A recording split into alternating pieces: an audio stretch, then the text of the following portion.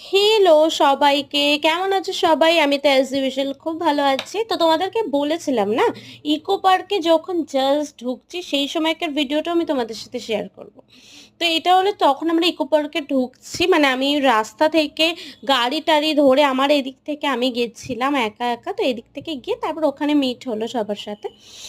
তো তারপরে সেখান থেকে গিয়ে ইকো পার্কে ঢুকলাম, সন্ধে হয়ে গেছিলো অবভিয়াসলি, যখন যাচ্ছিলাম বিকাল ছিল।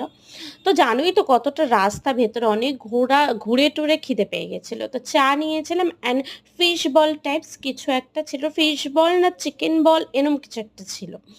তো সেটা সসে দিয়ে চায়ের সাথে খেয়ে নিলাম। চাটা সত্যি বলতে আমার একদম ভালো লাগেনি, ওর থেকে আমি বাড়িতে খুব চা ভালো বানাই।